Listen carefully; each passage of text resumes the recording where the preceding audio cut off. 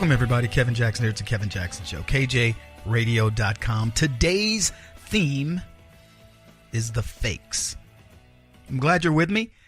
You can dial in to talk to me if you want. 844-551-8255. Let me begin by saying this. The conservative movement, true conservatism, is about truth. There are no fakes. Now, you may lie, you may be deceptive, whatever, but at your core, you're not a fake because you know when you've done something wrong. The left, they rely on being fakes. And you know what a fake is? Something that purports itself to be something that it is not. A worthless imitation passed off as the genuine article. An imposter.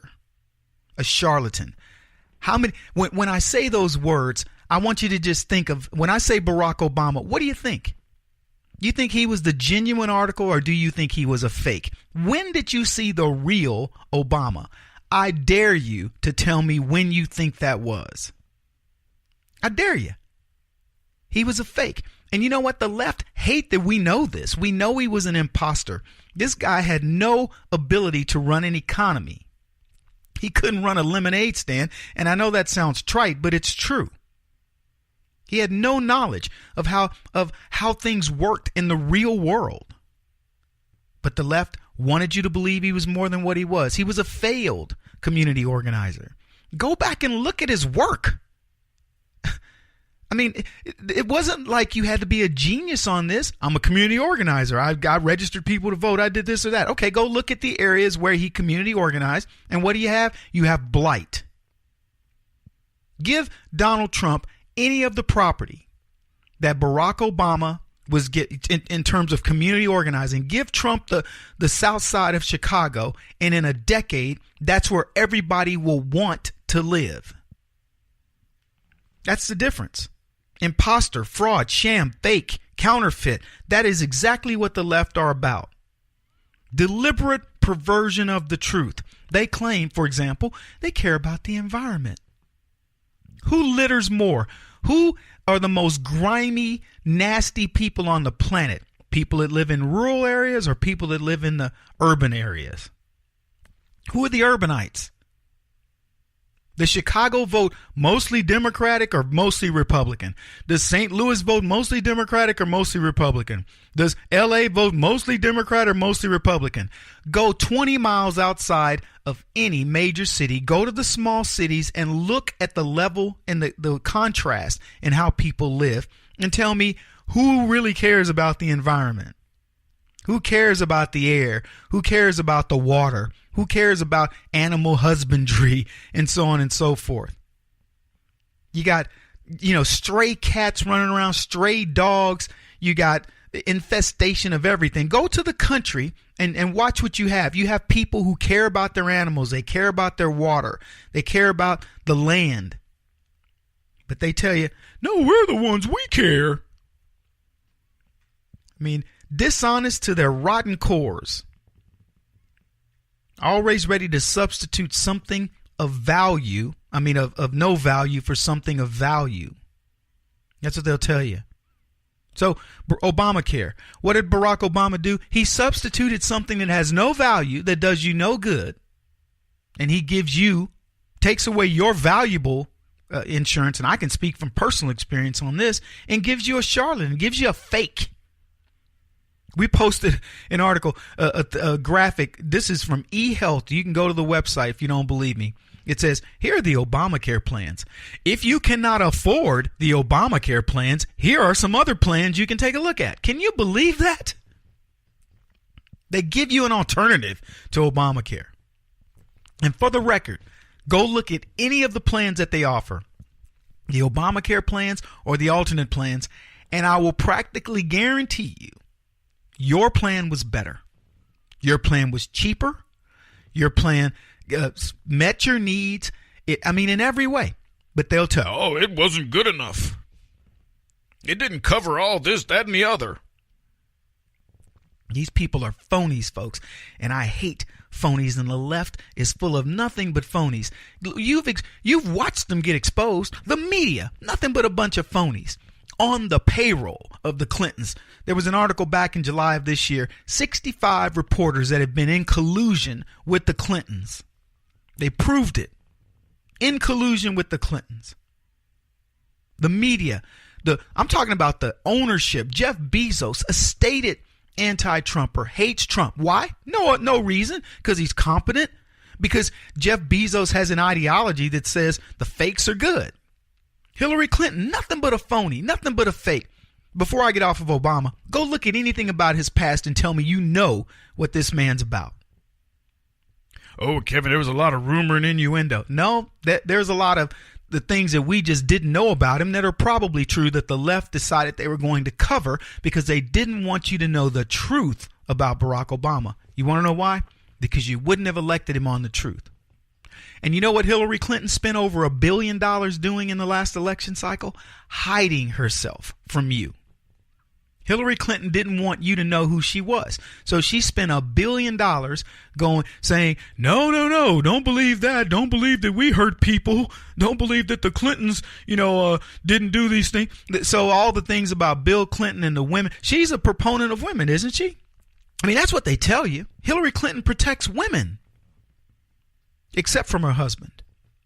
Oh, and except from Harvey Weinstein. Oh, and except from all the other big wigs that she's hung around who are pedophiles, who are rapists, and other ne'er-do-wells. But everybody else, no, she's protecting you. She protects women. What about Meryl Streep? What about Nancy Pelosi, who just recently called Conyers an icon, a sexual abuser? Admitted sexual abuser, paid $27,000 of your tax dollars to cover up his sexual abuse of women. And she protects the man who not only abused a woman, but used your tax dollars to cover it up and called him an icon. I mean, that's amazing to me. I hate phonies. Look, I'm not telling you that you got to tell me all about yourself the minute we meet. But at least give me a good idea. I mean, these people are incorrigible. And they're mad at people like me when I call them out. They're mad at you when you get in their faces and go, you know what? Barack Obama sucked. He was a terrible president. His policies killed America. They hate when you say that. They hate the truth. Do you owe back taxes to the IRS or state?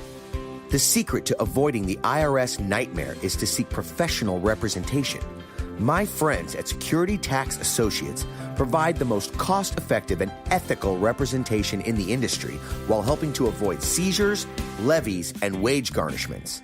Security Tax Associates is here to ensure that the appropriate steps are taken to permanently eliminate any possibility of future tax burdens once and for all. For a free, no-obligation consultation, contact Security Tax Associates, 844-779-4177. That's 844-779-4177. 844-779-4177. Or visit them at securitytaxassociates.com.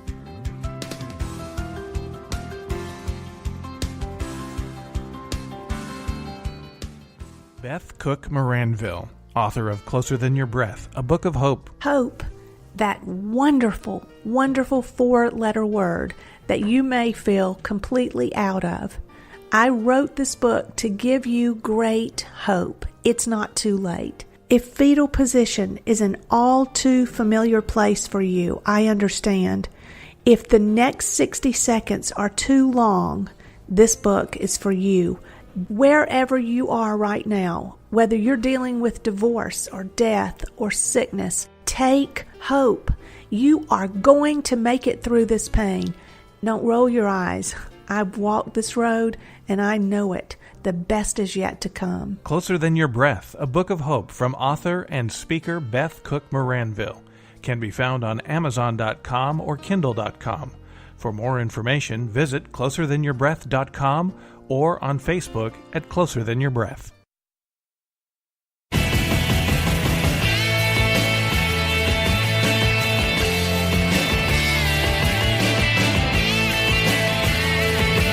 This is the Kevin Jackson Radio Show.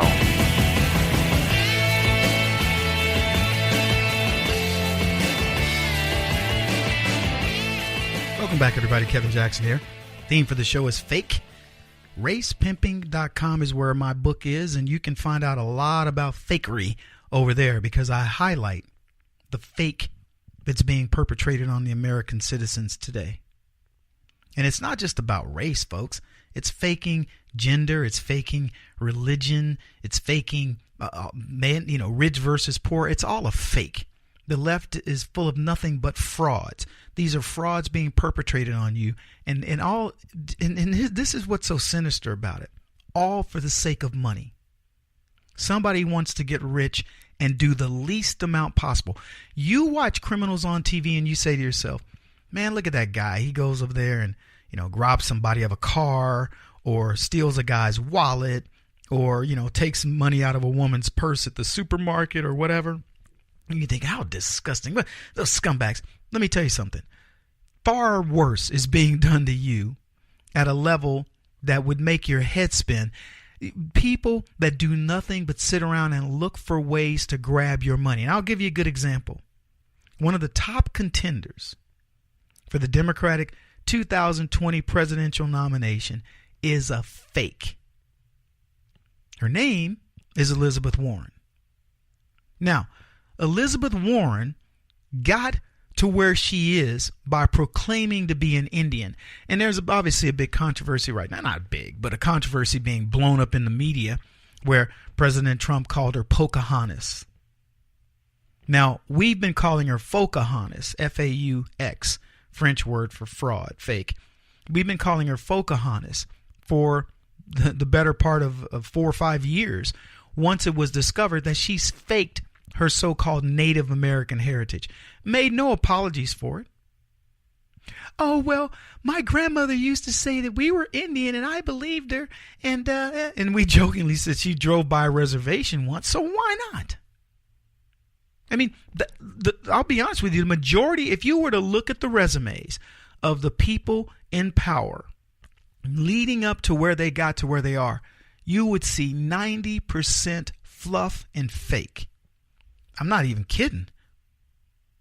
These people will take I've become a resume guru of sorts because I remember I was at my company years ago and they wanted us to hire our boss and I didn't want the job. So the guy says to me, Kevin, look over these resumes and see who you'd like to work for because I didn't want it. I was like, no, I don't really want to supervise anybody right now. It was a new company, blah, blah, blah.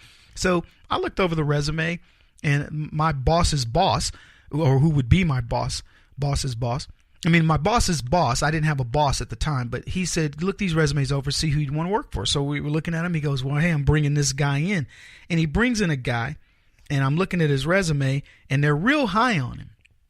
And I go back to my boss's boss, and I say to him, I go, so I'm going to interview this guy. He goes, yeah. I said, to be honest with you, I don't think you should hire him. And he goes, well, why? And I said, this resume is fluff. It's nonsense. I go, if you really do the numbers and read between the lines, he's not who he is. So they bring him in anyway. And I interview him and he said he had done, and I'm going from memory, but he said he'd done $100 million of sales. Now in my business, if you do 20 million, you're a rock star. So I'm going, how did you do $100 million in sales? You got to share this secret. And so he says, well, actually, I ran a team, and that's what they did. Okay, great, got it. Ran a team. How many people? 7 people. Now, I'm already suspect, because if you ran a team that did $100 million in sales, say that. I ran a team that did $100 million in sales. His resume read like he did it. But I forgave him for that. So I said, okay, so you had 7 guys. Who did it? Well, actually, I was responsible for 60% of it, but I had 7 guys that generated 40%. It's like, wow.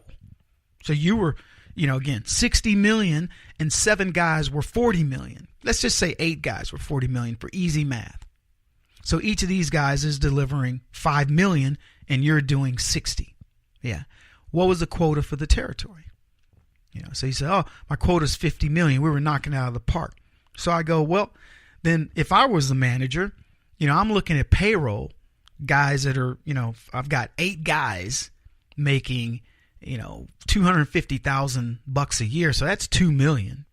And I can just have you who generates more than those other 8 guys. Why wouldn't I just have you? If you're the guy, that's generating that kind of money. So I'm asking him that question, and he's like, well, and he's hemming and hawing because it was BS. So I go and tell my boss, I go, this guy's full of crap. He's not going to make it. They hire him anyway. No exaggeration. This guy lasted 3 months. Everybody hated him. He couldn't sell his way. He couldn't sell water to a thirsty man. And so, I knew I was right. So I've gotten to where I look at these people's resumes not with skepticism, but I want you to prove what you can do. I prove what I can. On my resume, it'll tell you exactly what I've done and exactly what I believe I can deliver and have delivered in the past. Anyway, Elizabeth Warren, she's a fraud. She's made $350,000 a year or something like that as a professor because she was hired as a Native American at a college who was looking for female minorities. Now, they can sugarcoat it and tell you, she thought she was, and blah, blah, blah. It was a lie. And what's funny is when President Trump calls her out, people want to make him out to be the bad guy because he's saying, oh, you mean Pocahontas, the Indian? And oh, it's a slur to the Native Americans. Anyway, here's how Sarah Sanders handled it. At the event that the president just did with the Navajo code talkers, he referred to Pocahontas being in the Senate. Why did he feel the need to say something that is offensive to many people while honoring the Navajo code talkers, these genuine American I think heroes? What most people find offensive is Senator Warren lying about her heritage to advance her career. Ouch. That had to hurt a little bit, huh? Yeah, so the outrage for us should be not about the fact that Donald Trump calls her Pocahontas. What? I grew up reading about Pocahontas. They teach about Pocahontas. And it's funny, the Indians in America are going, what's the big deal? That's not a slur. It goes back to, you can't talk about the Atlanta Braves or the Washington Redskins. That's a slap in the face of Native Americans. And they're going, well, how so? The fact that you want to name your teams after us make us icons? Are you kidding? We love. No. The leftists go, no, Indian man, you don't know what you're talking about. You're supposed to be offended. Look, the fact that what's her name wants to be an Indian is not going to be offensive to Indians, but what should be offensive is the fact that she usurped somebody's position. Some Indian lady could have been, the senator could be a senator at this point, or could have been making a lot of coin teaching at a college or university. But they want to be outraged over the fact that he says that. These people are frauds. The media is handling this situation fraudulently.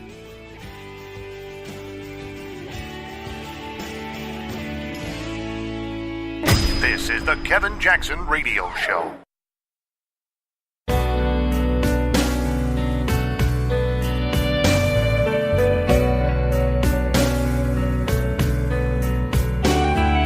This is the Kevin Jackson Radio Show. Welcome back, everybody. Kevin Jackson here. I'm the author of a book called Race Pimping. And Race Pimping details phonies all over the place. The theme for our show today are the fakes, the frauds, the phonies, the scam artists, the scoundrels, whatever you want to call them.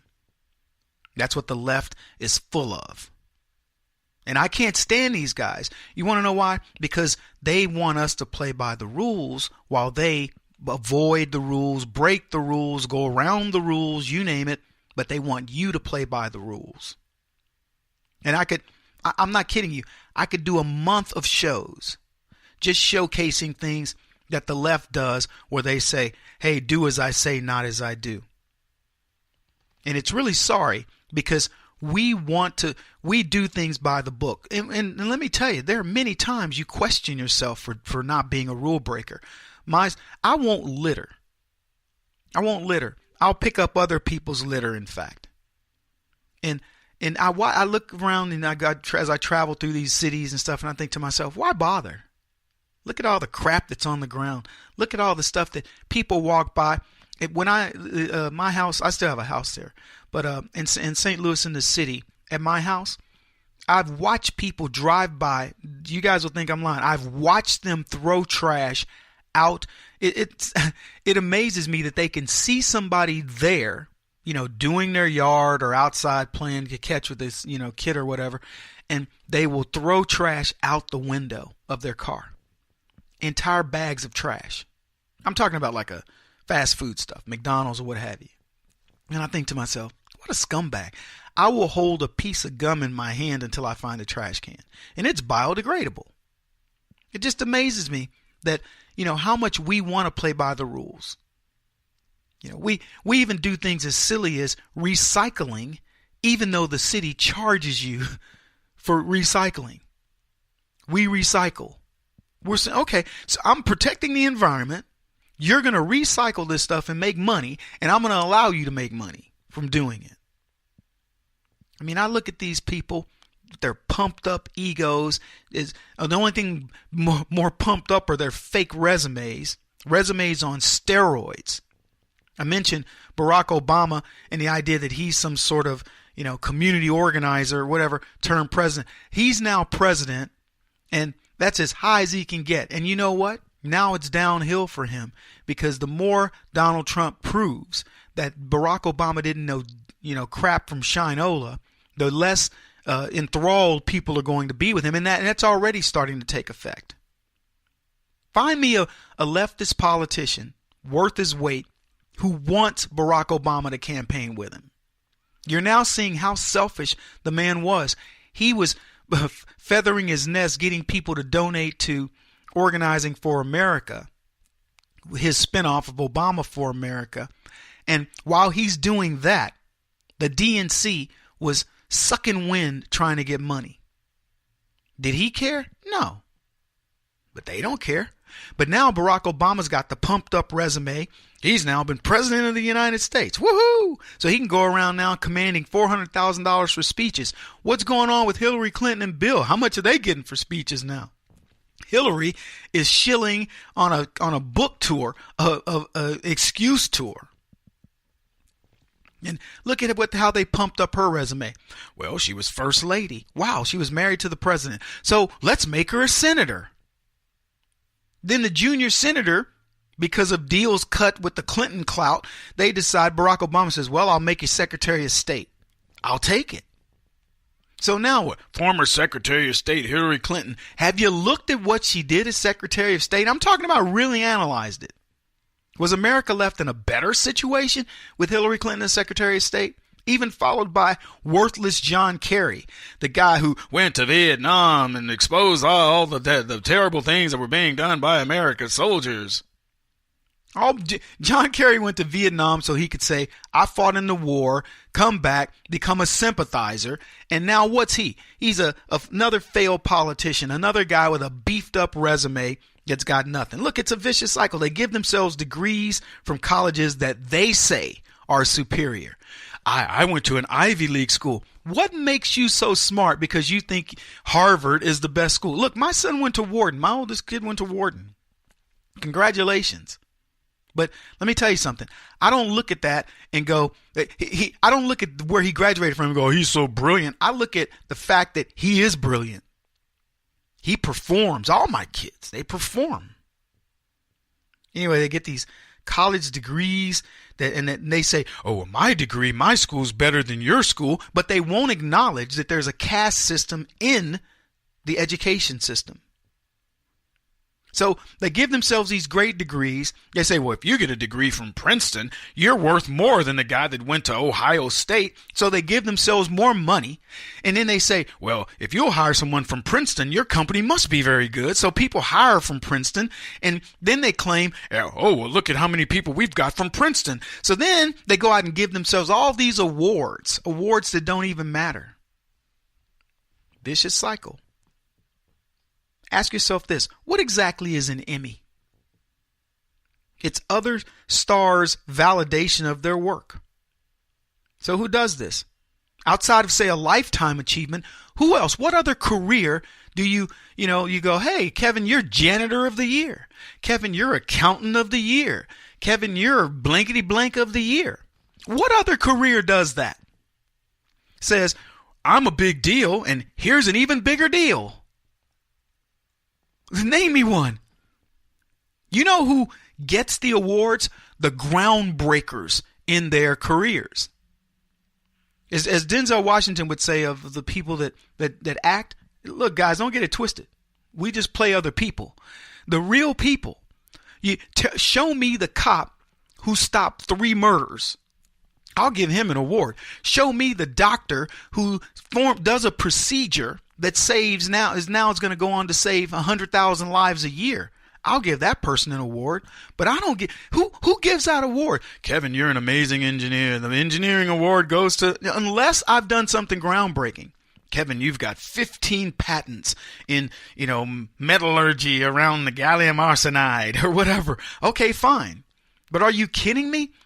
Award because, hey, let's get everybody together and see who you think is the better award. Let's let the people do it. When do the people decide who's the best accountant? Do the people decide who's the best cop? Do the people decide who's the best military man? The best fireman? These are people that go out and put their lives on the line. They get no rewards. They get no awards. Man, how's the world changed when somebody fake cries on film? It's entertaining, but guess what, folks? Life is far better. I don't know much about Hollywood, but I know that the so-called stars detest the so-called reality stars. The reality stars didn't train to act. They just got the same job as the stars at a lot less money. And in fact, in many cases, in order to be a reality star, you or your husband have to have made it. You're rich to begin with. So ironically, while Hollywood is lecturing us about paying our taxes and paying more and stepping on the little man, it flaunts its excesses.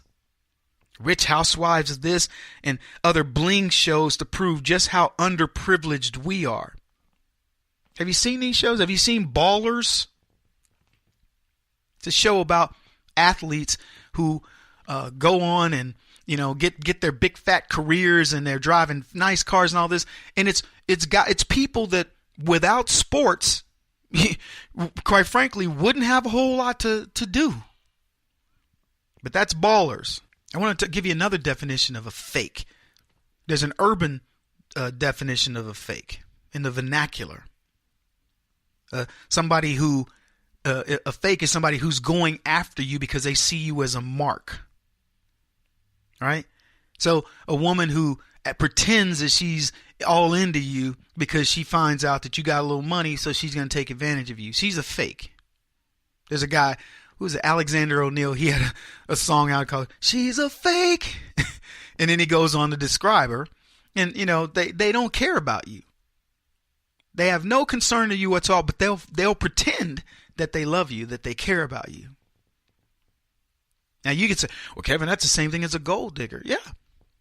Call it whatever you want. The fakes are out to get something. And this is what we got. We have a nation of fakes. And it's funny, you watch the all these things that are playing out right before your very eyes. I watch these things and I say to myself, wow, this is the best time in America for the conservative movement, for the people that want to live for truth. Don't misunderstand me, folks. I want to be clear. You make a lot of mistakes. I do. But let me tell you, you seek the truth. And it can hurt sometimes when you have to say to yourself, I'm not being the best father. I'm not being the best husband or boyfriend or whatever. I'm not being the best friend. But at least you recognize it. And then, generally speaking, you'll go to correct it. The left doesn't do that. They rationalize. They will moralize any way they need to in order to justify whatever fake lifestyle they're living. Back in a bit. Kevin Jackson on the Black Sphere Radio Network. Do you owe back taxes to the IRS or state? The secret to avoiding the IRS nightmare is to seek professional representation. My friends at Security Tax Associates provide the most cost-effective and ethical representation in the industry while helping to avoid seizures, levies, and wage garnishments. Security Tax Associates is here to ensure that the appropriate steps are taken to permanently eliminate any possibility of future tax burdens once and for all. For a free, no-obligation consultation, contact Security Tax Associates, 844-779-4177. That's 844-779-4177. 844-779-4177. Or visit them at securitytaxassociates.com.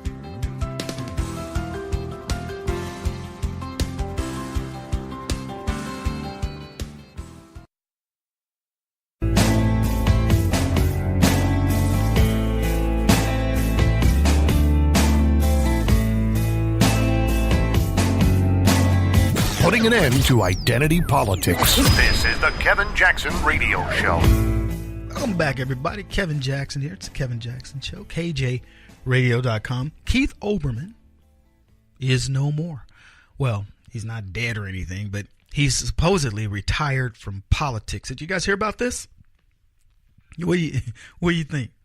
You happy? Does it matter? I would get these clips of Olbermann. He was doing this YouTube show.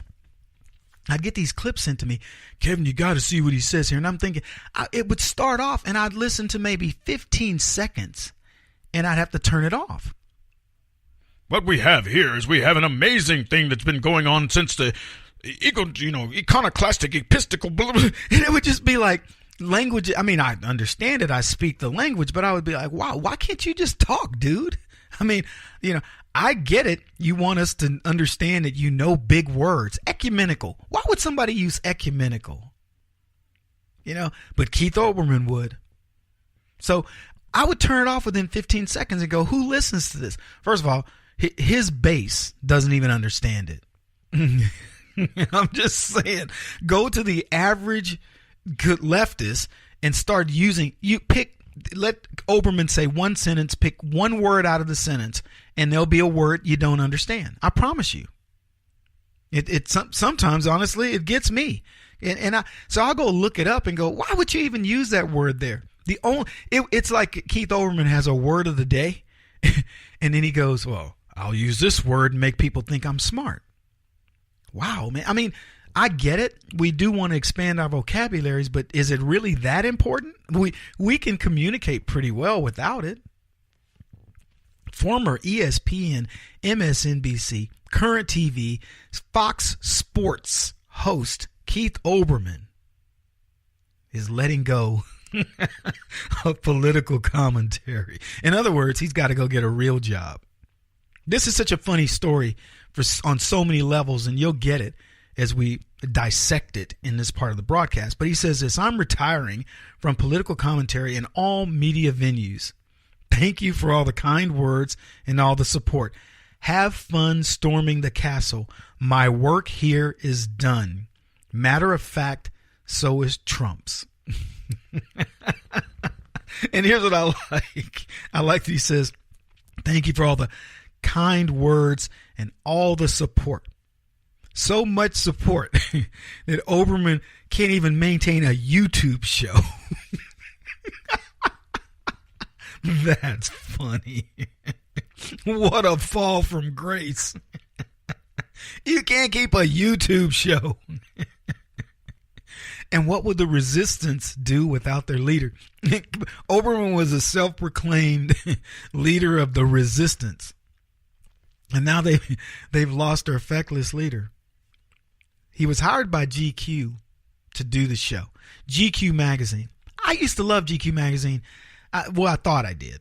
Because, I was a kid growing up poor, wore hand-me-down clothes. So when I would see GQ magazine, I was like, oh, dude, one of these days I'm going to wear a suit like that or whatever. But I can't stand them. I didn't realize we all know this by now. Most of these rags are little more than, propaganda. But anyway, so they hired him. And this is from the website, The Resistance with Keith Olbermann. 2 seasons, 188 episodes. It's so funny. They put it up there. like it's a real show. 2 seasons, 188 episodes. And then here's what they write about it. One of the most provocative voices in American politics is back.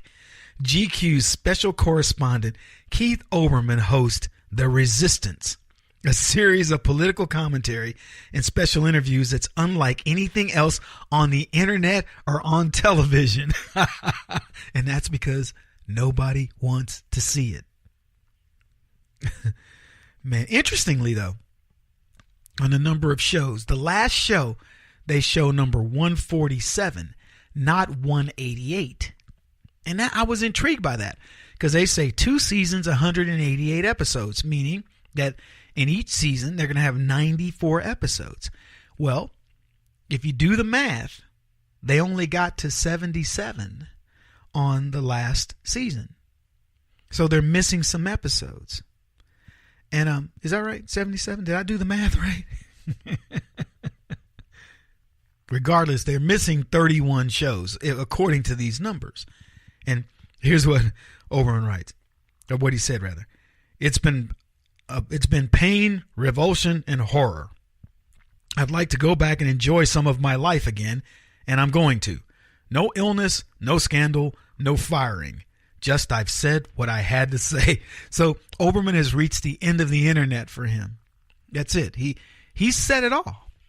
He's gone after Donald Trump. And now I'm going to tell you something. I'm not buying that this is the reason for his departure. I want to know what's really up because he didn't get to all the episodes. And even if he did, he was doing something. You would think he's doing something he enjoyed. But he went on to say this: I'm confident now, even more so than I have been throughout last year, that this nightmare presidency of Donald John Trump will end prematurely and end soon. And I am thus also confident that it is the correct moment to end this series of commentaries. Now, what an optimist. He's like, the last year has proven. He goes on and gives some reasoning as to, why he believes that this is going to happen. And of course, none of it makes sense, but that's quintessential Olbermann. He's been doing this for years. The commentary that what he did on MSNBC, nothing's any different. So why quit now? And this brought me to the most intriguing part of the revelation, because Olbermann said that he did the GQ series, quote, for free and for charity, but he did not enjoy it. So I'm a curious sort, right? And I'm thinking, okay, so bashing Trump wasn't enjoyable for the man. Either Olbermann's had to come to Jesus, which he didn't, because he's in his parting words, I hope he's impeached and he's going to go down and blah, blah, blah. So he loved bashing Trump. So it can't be that. So what took the joy out of this job that Olbermann did for, quote, for free and for charity? And then I figured it out. It was for free and for charity. GQ hired Olbermann as a slave. And he didn't like it. Yeah, he did not like working for free. Think about this. When Olbermann worked at MSNBC, I think he got $7 million. He went to Current. I think he got $7 million again. $7 million a year. And he didn't last long at Current. And then I don't know what he tried to go back into sports, and that failed. So this is a guy that, like I said, financially, he's got to be struggling at this point because, he's not going to change his standard of living. But I bet you money that Olbermann went to GQ and he demanded money for this show that he was doing for free. I'm speculating, but I'm telling you, I know I'm right about this. I bet Olbermann took this job with the notion that he would prove himself based on an internet platform. And once he proved himself, GQ would compensate him. Think about this. I don't know how long these shows are. They're like 10 minutes. I'm guessing. The last one was 9 minutes and something. So I'm guessing they were all around 10 minutes. I've never watched the full Keith Olbermann show. But let's say they're anywhere from 7 minutes to 10 minutes. You've got to spend, I don't know, an hour, 2 hours writing. There's even though you're just delivering on the camera, there's a production element that requires time. So he's doing a minimum of 2 hours to produce these shows. He did 2 seasons of shows, supposedly 188 shows. They show 147 on the last one. Number 147 is what it says on there. So if he's done 147 shows, whatever, 188, 2 hours each, he's looking at it as, I've been making $7 million a year to put on a 30-minute show for cable TV, and now I get nothing. I think he thought he could prove himself, and you see where things ended up. And by the way, if you missed an episode of The Resistance, you should catch one in syndication. It was a train wreck and worth every penny GQ paid. But I'm sure Keith Olbermann's adoring fan will miss it. Hi, Mom. And what I thought about this, I said his last episode is likely to be his most popular episode, the one that gets the most views, because he's gone. I mean, I didn't watch it. I looked at the first 30 seconds of it because I wanted to just see what it was about.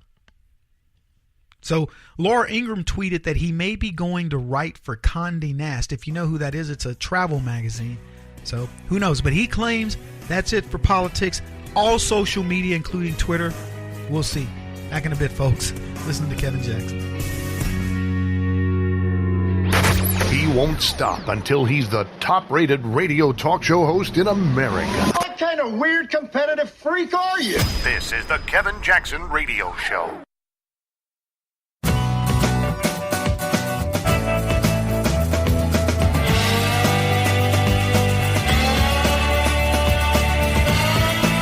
This is the Kevin Jackson Radio Show. Welcome, everybody. Kevin Jackson here. It's the Kevin Jackson Show. Oh, man, we are in full bloom going into the holidays, the Christmas time of year. I would love to tell you it's one of my favorite times of year, but a lot of pressure. The financial pressure.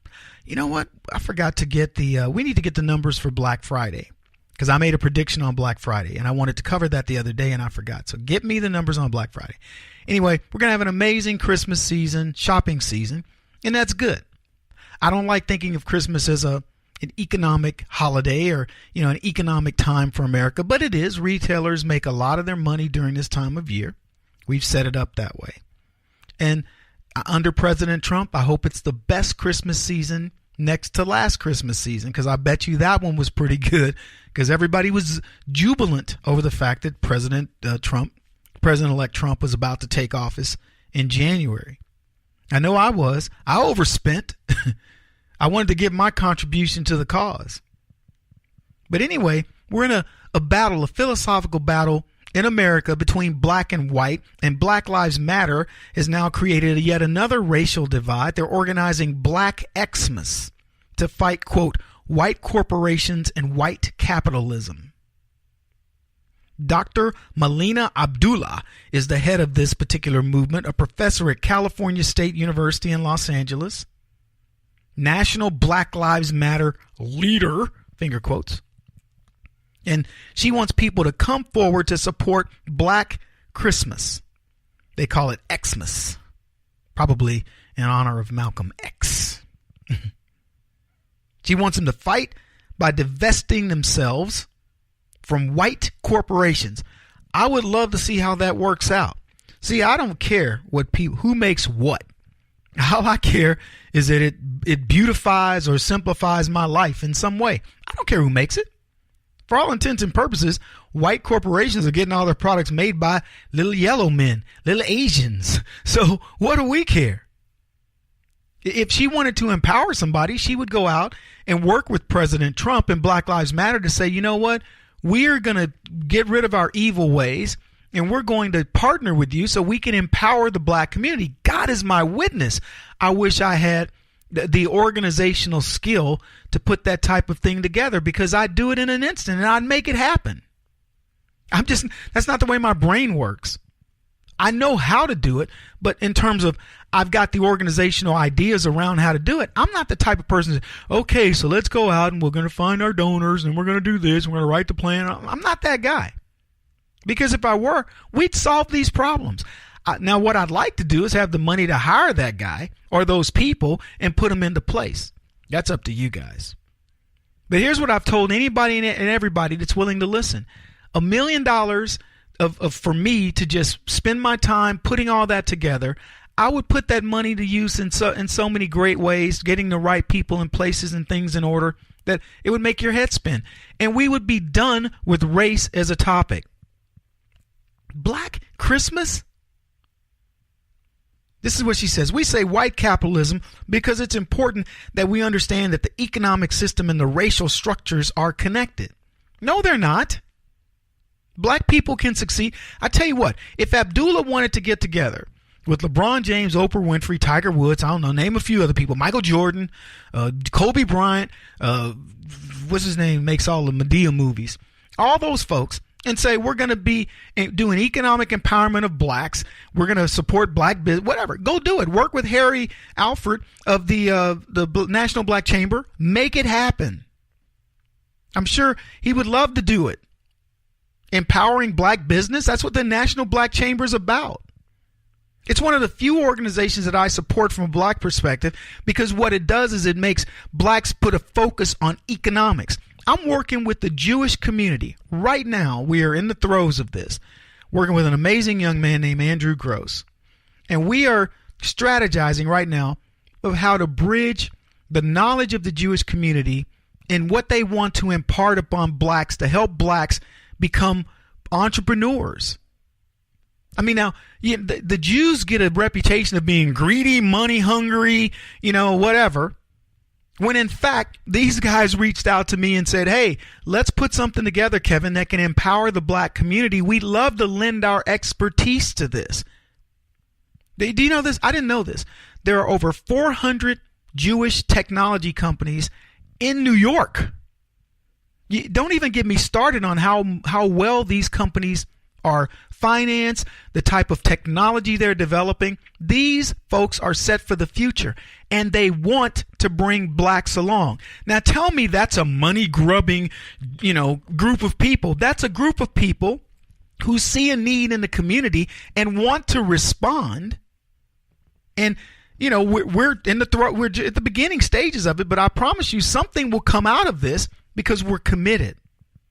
And I love this because what it's going to do a couple things. One, it will benefit the black community. It's going to get blacks into things, into businesses that mean something. I'm not talking about hair care products and nonsense stuff, hip hop, this or that. I'm talking about technology, things that have a future.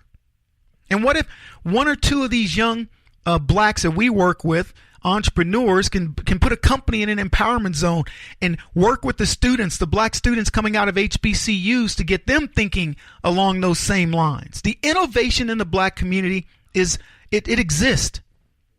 We let the best and brightest of us occupy prison cells as opposed to doing great things. And see, that is the myth of that's the lie, the fraud, if you will, of the left. That they want to help. They're not helping. They're incarcerating some of the most brilliant blacks on the planet because of the circumstances that they've put these young men and women in. They don't mean it. They're not trying to help. So, there's no such thing as white capitalism. There's no such thing as white corporations. None of it. There are corporations who may have been started by somebody who's white. Who cares? Whatever corporation that Tiger Woods started, I promise you his employees don't care that he's black. They care that he's hopefully runs it well, and they get a paycheck, and they promote whatever values. Maybe that wasn't exactly the right choice to use Tiger, but they want to promote whatever values that organization is. My organization wants to promote conservative values, working together with people and not worrying about people's religion or their gender or their color. That's what we do. That's who I want to work with. Anyway, I got to take a short break. We'll be back. You're listening to The Kevin Jackson Show. This is The Kevin Jackson Radio Show. Do you owe back taxes to the IRS or state? The secret to avoiding the IRS nightmare is to seek professional representation. My friends at Security Tax Associates provide the most cost-effective and ethical representation in the industry while helping to avoid seizures, levies, and wage garnishments. Security Tax Associates is here to ensure that the appropriate steps are taken to permanently eliminate any possibility of future tax burdens once and for all. For a free, no-obligation consultation, contact Security Tax Associates, 844-779-4177. That's 844-779-4177. 844-779-4177. Or visit them at securitytaxassociates.com.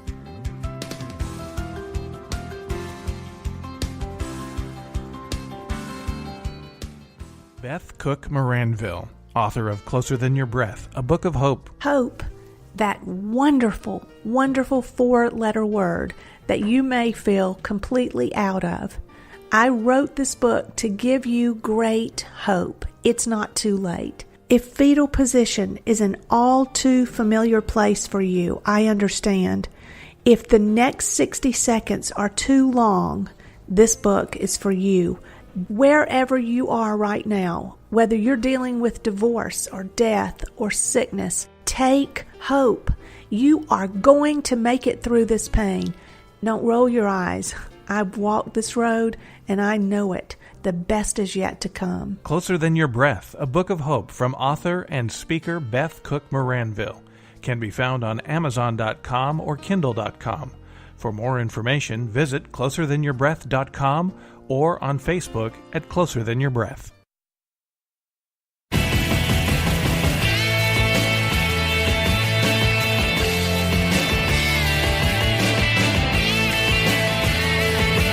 This is the Kevin Jackson Radio Show.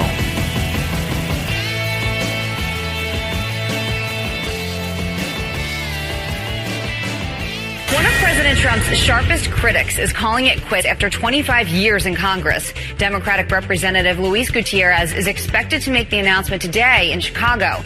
The immigration advocate is reportedly considering running for governor of Puerto Rico. This coming just weeks after Gutierrez filed new articles of impeachment against President Trump. Welcome back, everybody. Let me tell you, something's afoot here. It's the Kevin Jackson Show, KJRadio.com, 844-551-8255 if you want to reach out to us. Something is afoot. Congressmen like Gutierrez do not retire. An up-and-coming Latino. I know he's been in Congress 25 years, but that's nothing. I mean, most of these people are serving what? In the Democrats, they're like 150. They've served like 75 years. Gutierrez is a young man. And it's funny. Oh, he's going to retire, and then he wants to run for the president of Puerto Rico. Because he's Boricuan. So let me tell you something. That's a cover. He's retiring because somebody's retiring him. He wants to be the... Did I say governor or president of Puerto Rico? I meant governor. What did I say? Don't run it back. I'm just curious. I said governor? Yeah. So he wants to be the governor of Puerto Rico. That's their cover story. Because something's afoot. Somebody has pushed Gutierrez out. And let me tell you, this dude is a piece of work. Gutierrez he's a big mouth, loud mouth, pro-Latino, and he doesn't care. I'm just telling you, he hates Donald Trump. He doesn't even know why. Let me tell you, the average leftist, though, they don't even know why. It doesn't matter what strata. I was about to say the stupid ones, but they're all stupid. It doesn't matter. Let me tell you, from the bottom to the top, from the rooter to the tutor, they hate Donald Trump. I'm talking about the low-level street person up to Jeff Bezos, one of the richest men in the world, and they couldn't even tell you why. They couldn't make one lucid thought that you wouldn't go, but that just sounds like you're being petty, that you just don't like him because you don't like him. No, Kevin, his policy. Okay, well, tell me which policy do you not like? His immigration policy is exactly of what Feinstein said years ago when she said we had to protect the border. Same thing both Clintons said. Same thing Barack Obama said prior to being elected. I could name 50 high-level Democrats who've all said they don't like the open borders policy of the United States. It penalizes citizens, blah, blah, blah. So what is it? Why didn't you say anything about those people? So using that logic, Jeff Bezos, you don't like Barack Obama either, right? Yeah, but Barack Obama's policies. Okay, but let me ask you this. Let's look at his policies. If you want to look at economic policies, whose economic policies are proving to be more effective? Donald Trump's or Barack Obama? Now, Mr. Bezos, you heard Barack Obama say that in order for Trump to save Carrier, he was going to need a magic wand. And then Trump saved Carrier. So if we're measuring economic progress and economic prowess, who do you put your money on? The guy who says he can't do it. He talking about saving Carrier. What are you going to do? We're going to use a magic wand? And then Trump goes out and finds a magic wand, pulls one out of his buttocks and goes, ba-bam, and saves Carrier. In other words, if I were having this conversation with Jeff Bezos, I would back him into a corner. He would have nowhere to go. What do you think you're going to get from this, Jeff Bezos? Name me one thing. I mean, I'm a reasonable guy. So Gutierrez is retiring. Radical dude.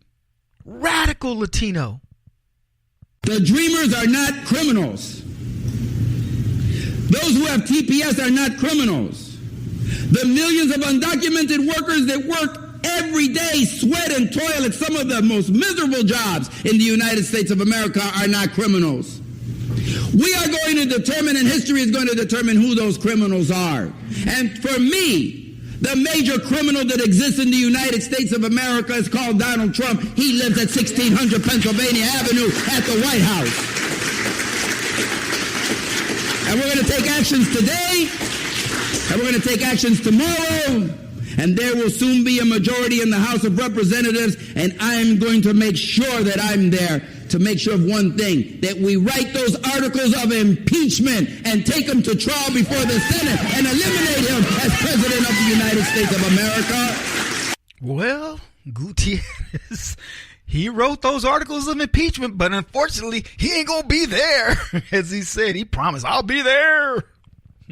Broken promises. What's going on? Why is this guy retiring?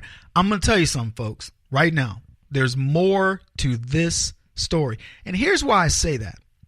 Nancy Pelosi has issued an edict from on high. I'm talking about a head white woman on the plantation. And she has said to all the Congressional Black Caucus, to all the Congressional Hispanic Caucus, cease and desist on talking about impeaching Donald Trump. Now, it isn't because Pelosi loves Donald Trump. It's because Pelosi understands political expediency. She can do the calculations, and she's saying, number one, you will not impeach Donald Trump. You make us look foolish when you try. If there was some legitimate reason to do so, we'd do it. Now, what Pelosi is doing, she's tipping her hand. She's saying to you, to everybody, there's nothing to this Mueller stuff. There's nothing coming down the pipe that's going to get Donald Trump impeached. The only thing we can do right now is agree with the agenda and try to usurp it. And as these people continue to fight Donald Trump, she's not allowed to do what she wants to do, which is to undermine him. But she can't do it. And so she's mad. And I believe she's making these members of the CBC, members of the Congressional Hispanic Caucus pay. And Gutierrez is one of the fallout. She's warned him. She said, you either stop this or you're not getting elected. Here's what happened. He pulled all his paperwork to run for re-election. He was going to run. Understand that. So I learned that little, because, if you're not going to run, you're like, look, I'm done. I'm building up my war chest. I'll take that money. I'm going to go do something else. He's not going to, I'll make another prediction. He is not going to run for the governor of Puerto Rico. He's not. One of two things has happened. He's been chastised. They've said you're uncontrollable and you need to be gone, and you're not getting any support from the DNC or otherwise. We're going to start going after you in ways that you've never believed you need to go. So you're not going to get any money, no support from the Democrats. Or number two, could be a combination of both of these. We know the dirt on you. We're going to expose dirt on you, again, because we want you gone. That's what I think. See, the Democrats love guys like Gutierrez. Think about it. Tom Perez is the head of the party. This dude is an anti-Trump, pro-Hillary Clinton, pro pro-Democrat, pro-Latino issues, pro-open borders, pro-anything that you and I don't like as you can possibly get, more radical than Keith Ellison on the Hispanic side than Keith Ellison is on the black Muslim side. And they love guys like him. They make them leaders, and they're dumping Gutierrez. That's what you should be focused on. Why are they dumping him? He's not quitting of his own accord. Maybe we'll do something on the dominoes falling across the board for the left, including Oberman and others.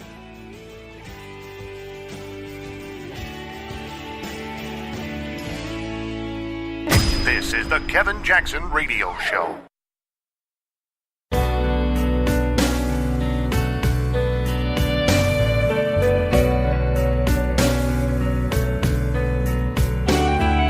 This is the Kevin Jackson Radio Show.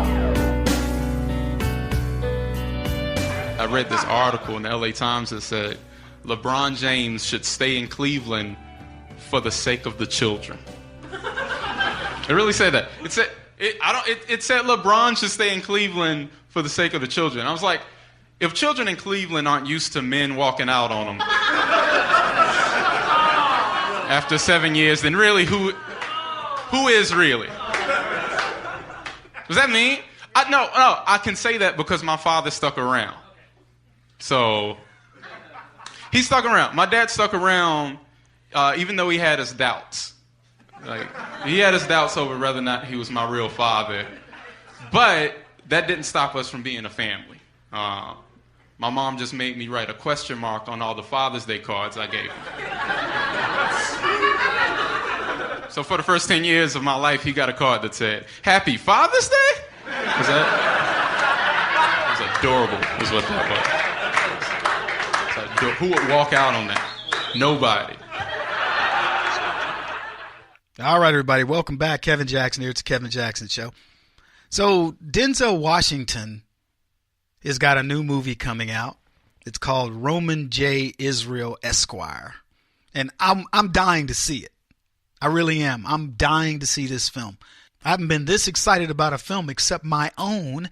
bleedingbluemovie.com is where you can see the trailer for that. It's going to be coming out after the first.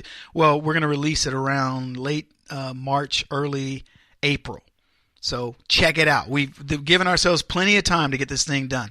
So anyway, so he's got this film coming out, and he's a defense attorney. And he was doing an interview with the Griot for an advanced screening of the film in New York. And Denzel Washington said, positive change in the black community begins in the home. And he said this is a quote. If the father is not in the home, the boy will find a father in the streets. I saw it in my generation and every generation before me and everyone since. If the streets raise you, then the judge becomes your mother and prison becomes your home, he added. Now, he got pressed, on the, give us some more, tell us more. Please impart some more knowledge on us, Denzel. And he says, it starts with how you raise your children. If a young man doesn't have a father figure, he'll go find a father figure. And then he said the controversial part. So, I can't blame the system. It's unfortunate we make such easy work for them. Now, the stat that's quoted all the time is 72% of young black children do not have a father in the home. Maybe that's not technically correct because I think it maybe is being raised by a single parent. But of course, the majority of those single parents are mothers. So they don't have one of their people in the home, whether it's the mother or the father. Now, I got asked to talk about this topic. And it was funny because I said, what's there to talk about? You know what it is? I find it interesting that America has an appetite for what I call black truth. And what it is, it's people saying, Kevin, please say something that I can't say. I feel like I can't say. Right now, Denzel Washington is being looked at as a sage because he said the obvious. Seriously? We're all glad he said it because he's a big star. But even Denzel says when you're asking him about what he does for a living, he's like, don't get it twisted. I play other people. We make movies. I'm not curing cancer. What do you think this man is? Look, I'm not diminishing him at all. He said exactly what, being honest, I get on the radio every day. I write stuff. I'm on TV. And people ask me questions and I go, well, boom, here's the common sense answer. And I think and people are, oh, wow, Kevin, he's amazing. He's so deep. He's this and that. Look, am I a bright guy? Absolutely. I'm not going to take anything away from myself in that regard. But am I saying, if I were to say, oh my gosh, Kevin said, but the thing about the fathers, that you need a father in the home. Far too many black people are not being fathers. And God forbid, or don't have fathers. And God forbid, I say, it's a responsibility of black men to raise their children. Oh, look at that, Uncle Tom. That's step and fetch it, too little white man. Okay. You know why I'm laughing? I'm laughing at how silly that sounds. That somebody would accuse me of being an Uncle Tom, a tool of the white man, not down for the race, when I say, your kids need fathers. So, because black leftists take it personally. What you trying to say, man? I'm trying to say the statistics are you didn't have your daddy. I didn't have mine. I had surrogate fathers. I had people that stepped up. My grandfather, he raised me when my father was in prison. And even when my father got out, well, that was not really true because he was in prison when I was with my stepdad, who married my mom before she died. He was willing to raise me. So I had surrogate fathers, but I didn't have my father. And by the way, surrogate fathers are amazing men. Stepdaddies, I applaud you. And I know that sometimes you can have 2, 3 stepdaddies. But if they're good, I applaud them. But I'll tell you this, no matter whose stepchild it is, you cannot replace the father in that child's heart. Not right away. That child has a longing in their DNA for the person that they share that with. Now you can replace it eventually because what happens is we finally get sick of him. We're like, oh man, he's a deadbeat. I'm done with that fool. That's what happened to me. But this is crazy that you say something that's so obvious and people want to attack you for it. Hey, here's something I'd say to black leftists. Don't take it so personal. In China, the kids that go to prison are the ones that don't have daddies too. They just tend to have their dads. Therefore, they have a lot less crime. Also, they have a society that respects family. So they have a lot less crime. In Japan, the people occupying the prisons are not black people without daddies. They're Japanese kids that have the same problem. They grow up poor without a father, for whatever reason. But they have a lot fewer people in their prisons for that reason because they care about family. And I could go on. All cultures who have prisons, those prisons are filled with men who did not have a positive role model in their father. Filled with them. But black people, Kevin, you over here talking about this stuff, man. A lack of a father is a good predictability of incarceration. If you have a bad father, it is a good predictability of incarceration. You have to do a lot to change negative impact of daddies in your community. I'm talking about if they're bad. Now let's look at the bigger picture. What creates this? Leftism and feminism. And it's really one and the same because leftism encompasses so many isms that you want no part of. Leftism incorporates racism. It incorporates sexism. It incorporates feminism and a lot of other things that are spin-offs of those. bad fathers are generally on the left. They're the ones molesting their kids. They're the ones degrading their kids. They're the ones beating their kids. They beat their wife. You name it. They're the reason. Not saying that it doesn't happen on the right. I'm just telling you where I know it happens in massive amounts. They're the ones who would leave their kids. And it isn't like you can't get along with the mate and so you get a divorce and, move on, but you still stay active in your children's lives. It's not like that at all. So, look, that's the problem. You look at these feminists who convinced black women they didn't need men, and as the Denzel Washington said, if the streets raise you, the judge becomes your mother and the prison becomes your home. Raise your children. They're going to look for father figures. They'll also, just so we're clear, they'll look for mother figures as well. But it's feminism. It's leftism. Leftism has corralled black people into this way of thinking. It's corralled them into a lifestyle that even they don't want. And the leftists don't want to tell you this. The average black kid that's sitting in the ghetto, getting out there, looking at his life, he's like, man, I can't wait to get out of here. I want to be gone from here. I wish I had a way out. And they look for any way to get out. But they glamorize, oh man, you don't want to be in the hood, Kev. No, I don't. I'll admit it. I want no part of it. Short break. Kevin Jackson on the Black Sphere Radio Network. Do you owe back taxes to the IRS or state? The secret to avoiding the IRS nightmare is to seek professional representation. My friends at Security Tax Associates provide the most cost-effective and ethical representation in the industry while helping to avoid seizures, levies, and wage garnishments.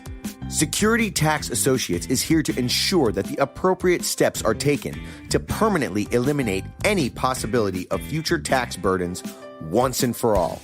For a free, no-obligation consultation, contact Security Tax Associates, 844-779-4177. That's 844-779-4177. 844-779-4177. Or visit them at securitytaxassociates.com.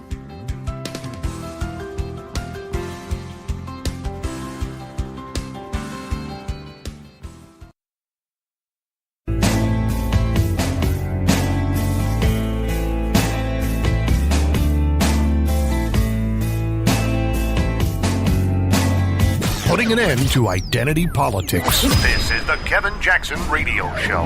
We've also had a handwriting expert looking at the evidence that was submitted. You may remember on Monday, Ms. Nelson and Ms. Allred, in support, really the only piece of evidence they had in addition to the allegations was a yearbook where they claimed that it had been signed. And they said very specifically, look back at what they said. Everything on that page they said was written by Judge Moore. Now, Judge Moore not only has denied everything she said before, but now flatly denies that. And he says it's not true. We have a handwriting expert, that's looking at those. But here's the problem. A handwriting expert can't look at a copy on the internet, right? They've got to look at an original. So right now, Trent Garman, our attorney, has sent a letter, or is sending a letter to Gloria Allred demanding that the yearbook be released. We'll send it to a neutral custodian. We'll keep chain of custody, and our professional expert will examine it, and we'll find out, is it genuine or is it a fraud? All right, that does not sound like a guilty dude. I want the yearbook put out. I want it to go to a place where we can get experts to look at it. I want someone to make an independent determination of what they think, and I'm willing to let the chips fall where they may. Gloria Allred won't produce it. By the way, where is she? Hey, Gloria. Gloria, are you there? Man, these leftists are something else. They are amazing. Did you guys hear Tucker Carlson talk about his incident where some lady accused him of rape? And I will tell you, when the people that warn me about what I do on fire, they're like, Kevin, be careful when you talk to women about this and what you write. And they're exactly right. So many things can be misconstrued. People will get my phone number. They will send me instant messages. Hey, Kevin, it's great seeing you the other day or whatever. And you're like, I don't even remember. Most of the time I don't remember, being honest with you. You meet too many people.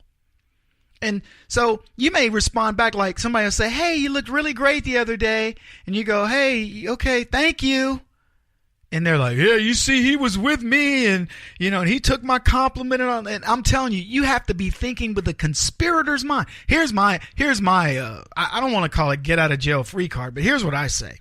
Number one, first of all, keep meticulous records of where I'm at. So I know, from my phone records or cell tower pings that I was here, there, whatever. So, there's a lot of paper trail or electronic trail that follows you around, right? Your phone has your little GPS thing on it. I was eating lunch at this place or whatever. The second thing I do is I keep friends around. I mean, even if you go to the bathroom, I'm like a chick. Hey, Ronnie, you want to run to the restroom with me? Kev, I ain't your girl. I'm like, dude, you don't get it. I don't want any debt space. You know what I mean? Some girl going, I passed Kevin Jackson going to the restroom and he raped me. Oh my gosh. And Ronnie goes, no, he didn't. We went to the bathroom, but boom, didn't happen. You have to live your life in a conspiracy. But here's the other thing. You also have to live your life above reproach. Now, that being said, Tucker is a stand-up dude. I know this, but here's what he said on his show. I learned this the hard way a number of years ago when I was accused of felony rape by a woman I'd literally never even seen. She was a certified public accountant in Indiana, an upstanding member of her community, and also apparently delusional. Her claims were grotesque, but they were highly specific. The assault, she said, took place in the back room of a restaurant in Louisville on a specific day at around 10:30 p.m. She included loads of graphic and horrifying detail. It was stomach-turning, and yet none of it was true. I spent the next 2 months trying to stay out of jail. I couldn't tell my children because I knew they'd be ashamed. I couldn't tell my employer because I knew I'd be fired immediately. I spoke only to lawyers, and I paid them a fortune. I took a polygraph exam from the former head polygrapher at the FBI. I never stopped worrying that the charges would become public and destroy my life. Everyone accused of a sex offense did something wrong. Everybody knows that, and I knew that no one would believe otherwise. This isn't a defense of sexual harassment or misbehavior, obviously. It's just a reminder that real life is complicated, more complicated than sermonizing on Twitter. Sometimes the mob is wrong. Sometimes the innocent are crushed. That's always a tragedy, no matter what the charge is. Of course, crushing the innocent may also be the point of the exercise, and we're seeing that. Last week, a feminist called Emily Linden announced on Twitter that she was, quote, not at all concerned about innocent men losing their jobs in the search for perpetrators of sexual harassment. Quote, if some innocent men's reputations have to take a hit in the process of undoing the patriarchy, that is a price I am absolutely willing to pay. And let me tell you, there are people out there. Welcome back, everybody. Kevin Jackson. There are people out there. They want to profiteer on you. They want to profiteer on a person like me. I don't even have any money. But they're content to ruin your lives. And Tucker talked about this woman who said, I don't even care. In order to bring down the patriarchal society, if you have to lie and say that some man did something to you, lie. Same philosophy, quite frankly, that blacks are using on whites. If you have to lie to get a white dude fired or a white woman fired from her job so you can get that job, you lie. Go for it. You guys saw the story about that nurse in Indiana that if you come to the doctor, I think she's a pediatric nurse, but she was like, we need to kill white babies, particularly boys, in order to right the wrongs of whatever. Can you imagine? If you're a parent, I'm going to give you a warning. If you're a parent and you take your baby to the hospital, you better be Johnny on the spot. You better know what nurses are taking care of them. You better act as if you are keeping chain of custody on the medicines they're giving that baby. You better know everything. Double check it. I'm just telling you, that's how bad it's gotten. You guys think I'm kidding you when I say Black folks have been trained to try to disrupt your life in the most horrendous ways possible, whether it's the DMV and slowing you down versus somebody else. If they can get away with it, they'll do it. And people get mad at me for telling the truth about it, but I'm telling you, I know this for a fact. This isn't like I'm making it up. I'm in conversations where black folks tell me that's what they do. Don't act like this is conjecture. I know what I'm talking about. That's a nerve. So, like I said, just reverse the situation and ask yourself, if a white nurse said, I'm going to kill black babies, how far do we go? They fired her. But big deal. What kind of investigation should be had over this woman? And moreover, why isn't the major media covering this story and asking the very simple question, how are we allowing this to happen in America? Do you understand the level, how far this can go, how deep this can go, lives impacted? How many babies died in that hospital? How many babies are dying all over the country because of that kind of racism? That's what they'd be looking at. They'd be talking about some white supremacy cabal to kill black babies, which, by the way, Planned Parenthood and black folks are doing a pretty good job themselves of that. It's just amazing to me. So here's Roy Moore saying, bring the evidence. Let's have it. And then there's another story out there. Representative Rahul Grijalva quietly arranged a severance package in 2015 for one of his top staffers who threatened a lawsuit, claiming that this Arizona Democrat was frequently drunk, created a hostile work environment, and showcased that lawmakers using taxpayers' dollars to hide their bad behavior is the norm for Democrats. The Office of Compliance that's the way you're supposed to handle these types of grievances. And quite frankly, I don't know why we're paying for it, and we should demand that we not have to do that. But they're the one that pay these hush money payouts, usually in sexual harassment cases, because they want to, look at all these. I'll tell you why they do it. They want to have black book on everybody, and then they can control DC. So I understand why Grijalva wanted to keep it under the wraps, right? It makes sense, but still. Whether he did it or the Office of Compliance, which shouldn't even exist, that should just be, what should happen with that is citizens have to look at the evidence, and maybe it goes before a grand jury. I don't know. I'm not going to get into the procedural parts, but I know this, we shouldn't be paying for it. And any congressman who's creating that type of environment should have the same punishment, if you will, accountability as a CEO that did it. He represents a lot of people. The Employment Council negotiated a deal that gave this particular person $48,395, 5 additional months' salary, to the female aide who lost her job after 3 months so she wouldn't pursue this. Your money. And it runs contrary to House rules that constrain severance packages, and it caught the eye of watchdogs who thankfully show us yet another one. And trust me, folks, there are others. He won't stop until he's the top-rated radio talk show host in America. What kind of weird competitive freak are you? This is the Kevin Jackson Radio Show.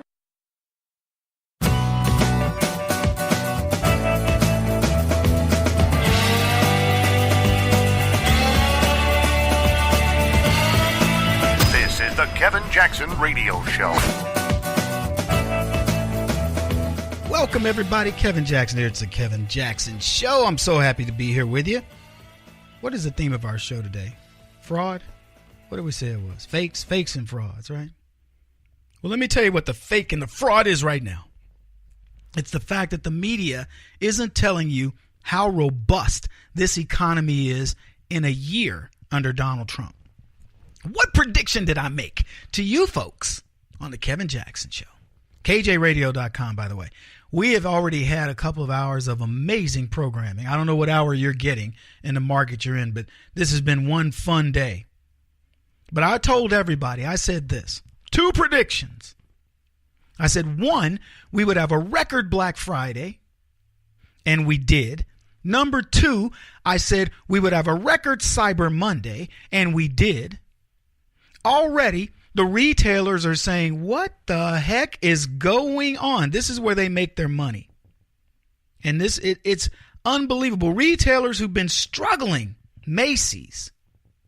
Remember, they had the issue with Ivanka Trump. J.C. Penney, Target, all climbing. 2% increase, 1% increase in their shares value in one day on Black Friday or Cyber Monday. And one guy predicted, we're going to have one heck of a weekend. That was the prelude. On Thanksgiving Day, we set a record for how much we spent. You want to know why? Exuberance. You feel good about what's coming up. Retail under Barack Obama, I dare you, go look at the retail stocks under Barack Obama and see how they performed. Sadly, Jeff Bezos is now the richest man in the world. He surpassed $100 billion in worth because of his Amazon stock.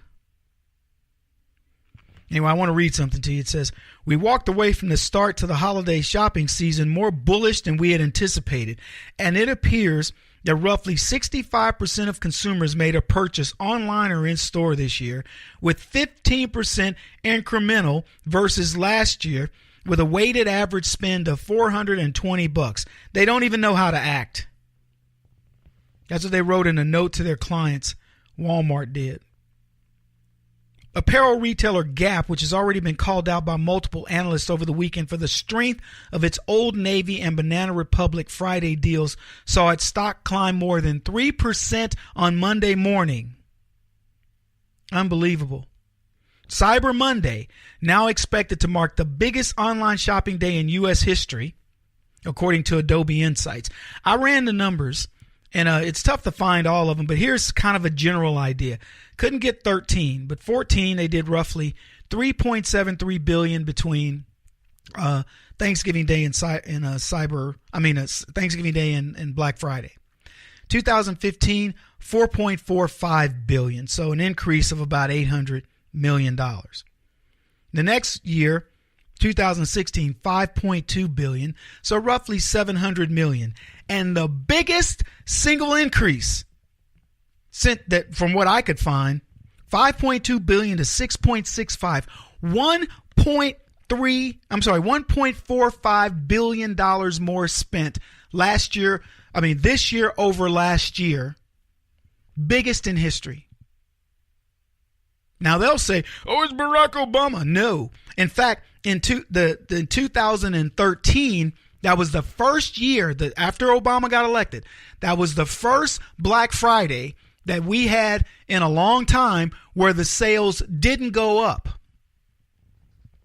There you go. There you have it. There you go.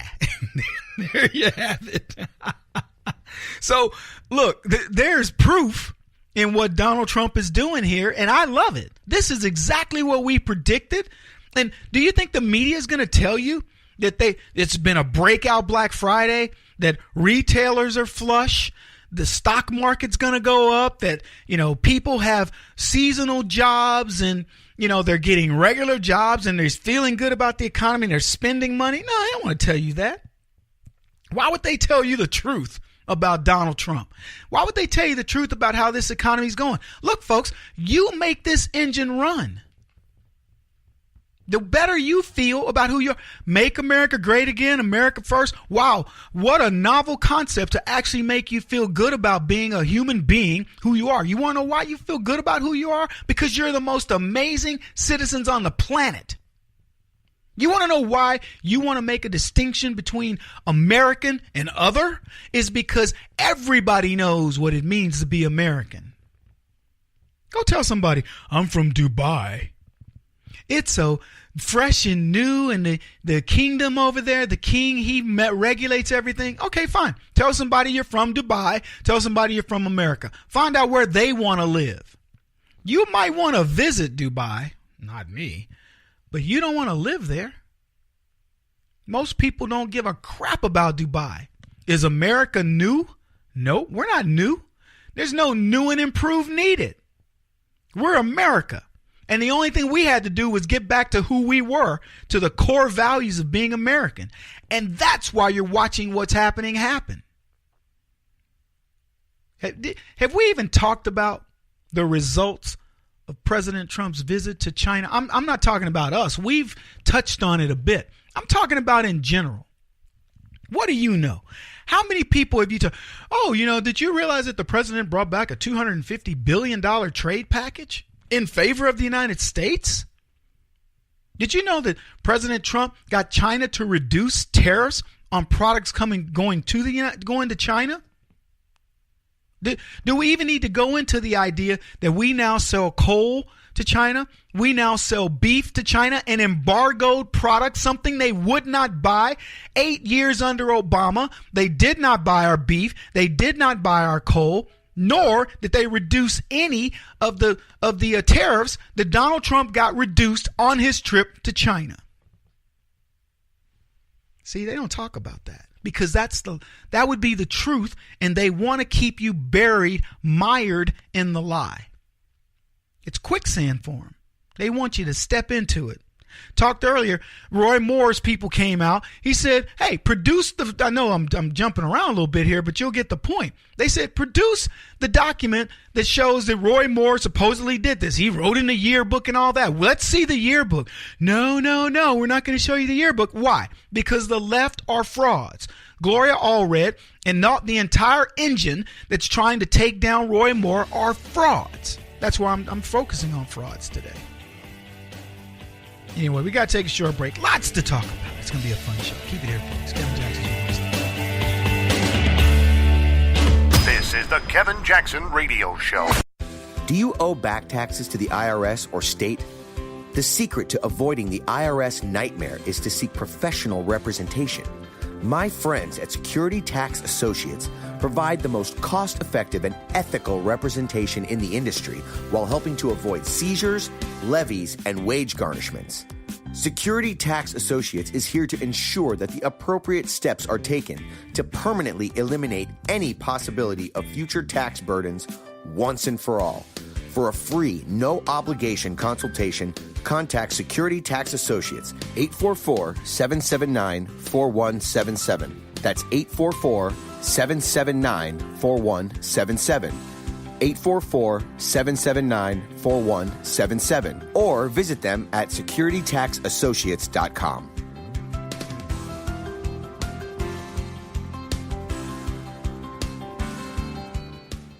Beth Cook Moranville, author of Closer Than Your Breath, a book of hope. Hope, that wonderful, wonderful 4-letter word that you may feel completely out of.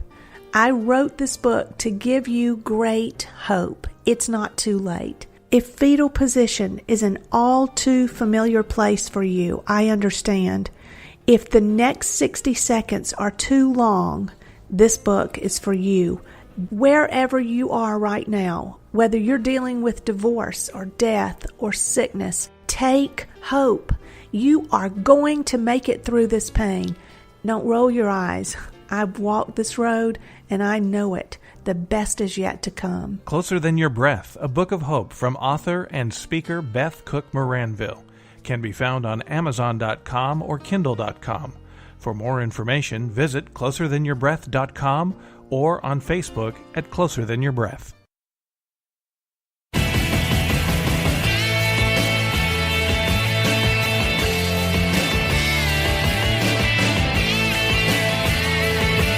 This is the Kevin Jackson Radio Show.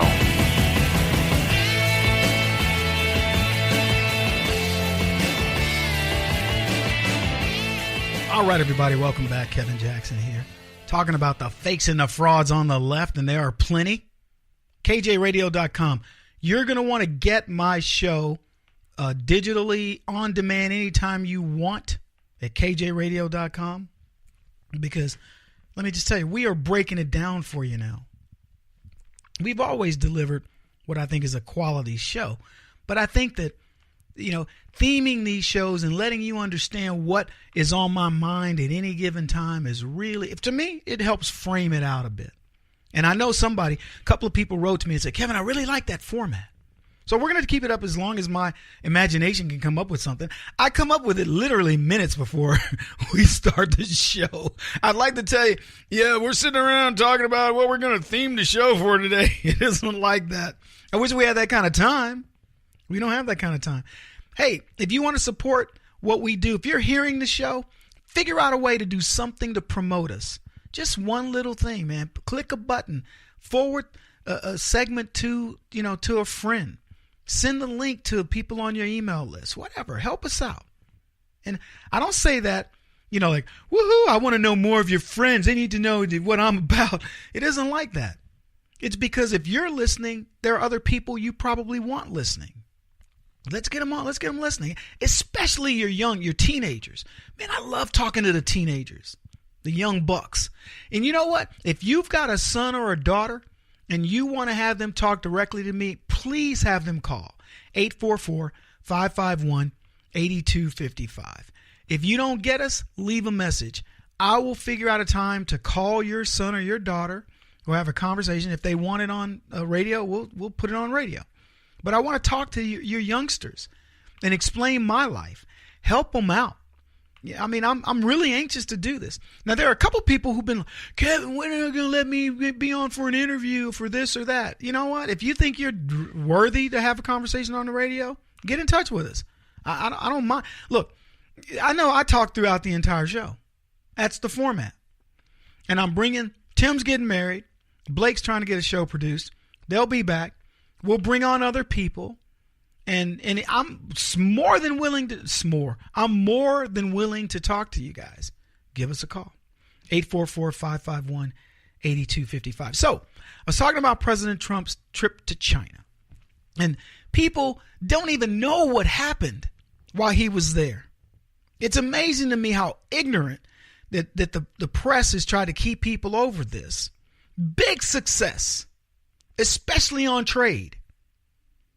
While Trump was meeting with President Xi Jinping, U.S. companies announced $250 billion in trade deals. Now, that's a sign that China wants to open its markets up to us. Speculation is, well, Donald Trump has been criticizing China and their markets, so the Chinese president, while he was there, said, you know what, we'll take care of this. And I think it will happen. I think a couple things are going to happen. Our trade deficit will definitely go down. I'm about to tell you what's going to happen that should have you looking at your 401k and figuring out what to invest in. I'm not trying to be all Charles Payne on you, but I'm going to tell you. I look at these signs. I look at these market signs and say, this is what I'd do. $250 billion in deals for major companies like Boeing, General Electric, Qualcomm. Now, these are to put in, obviously, there aren't that many people building airplanes. So the Boeing deal could happen regardless. We do a lot of, Boeing has placed things being built in China. I believe they're building the Boeing wing, which I was shocked that Boeing would let China build the wing because the wing is the technology of an airplane. GE, GE is complete. They are going bananas over there. China's growing so fast, they need electric grids like the flowers need the rain. So GE is feasting over there right now. And Qualcomm is putting in infrastructure for communication systems. So those are easy to understand. Now, the bigger thing was this. The Chinese government said they made this announcement on Thanksgiving. They're going to slash the import taxes on 187 consumer goods. Tariffs for 187 product categories are going to drop an average of 17.3% down to 7.7%. That's almost a 10-point drop. So the China market just became 10% more profitable to the companies that are going to be supplying products over there. That's a bottom line drop. Now all they got to do is find the customers. So the people who know how to market in China, they're going to be feasting. And then these guys are going to swoop in and they're going to start selling things like, I don't know, they said baby powder, baby formula, I should say, baby diapers, ski equipment, things like that. The Chinese make a lot, but they don't, believe it or not, with all the people they have, they can't make everything. And they don't have the technology to make everything and to innovate. They're copycatters, but they're not innovators. And so they can't do it. So these other companies are saying, we'll come in and we'll provide these products for you. Now, it'll be incremental, but I want you to understand something.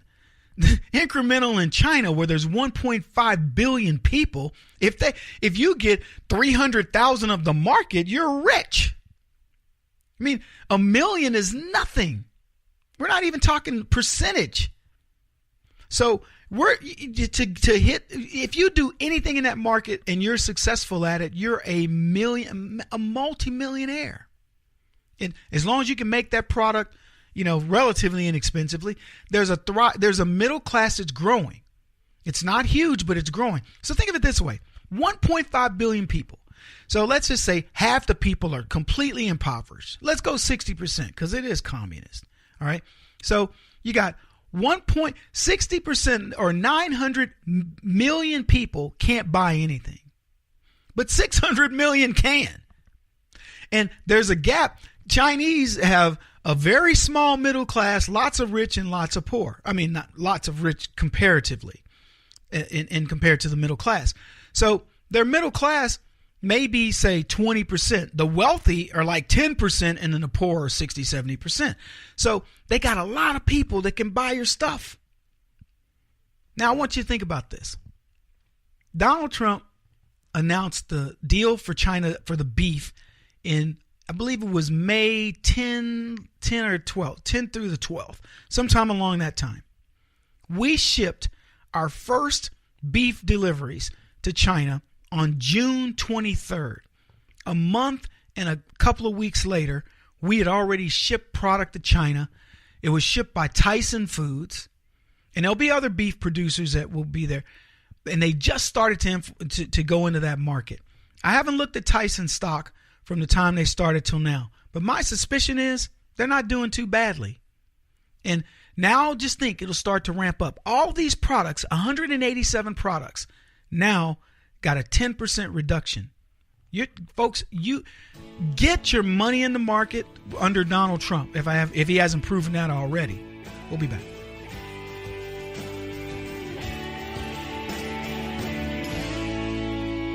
This is the Kevin Jackson Radio Show.